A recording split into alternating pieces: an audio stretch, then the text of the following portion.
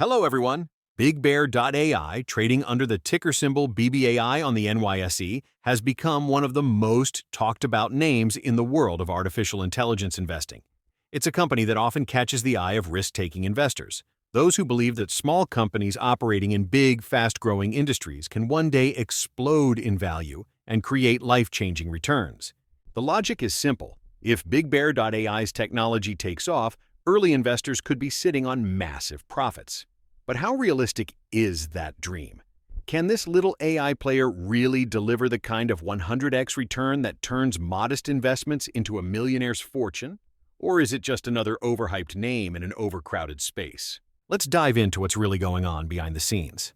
Now, one reason Bigbear.ai gets so much attention is that people love comparing it to Palantir, PLTR, another data-driven company that's heavily involved with government contracts. Bigbear.ai, like Palantir, focuses mostly on defense and government-related work rather than building apps or products for everyday consumers. In fact, one of Bigbear.ai's most important deals is with the U.S. Army, where it's helping develop something called the Global Force Information Management Objective Environment. Quite a mouthful, I know.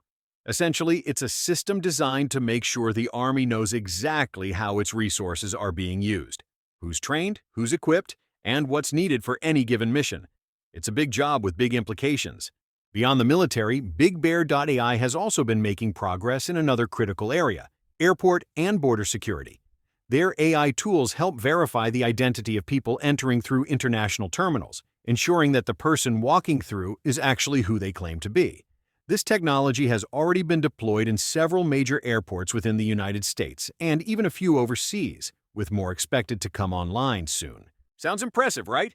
Well, here's where the problems begin. The biggest issue with Bigbear.ai is scalability. While its technology might be powerful, the products it builds are not easily mass-marketed.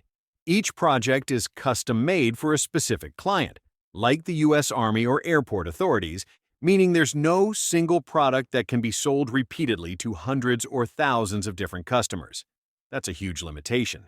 When you look at the AI industry today, we're living through what many call a golden age of innovation. AI companies everywhere are posting record revenues, growing fast, and finding new ways to monetize their technology. But Bigbear.ai doesn't seem to be part of that success story, at least not yet.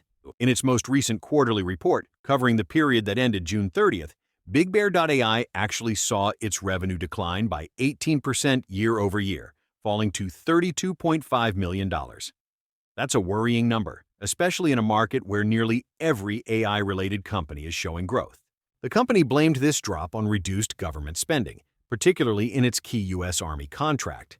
But when you compare that with what Palantir reported, a 53% increase in U.S. government revenue over the same period, the excuse doesn't really hold up. The problem seems to be with Bigbear.ai itself, not the broader government AI market.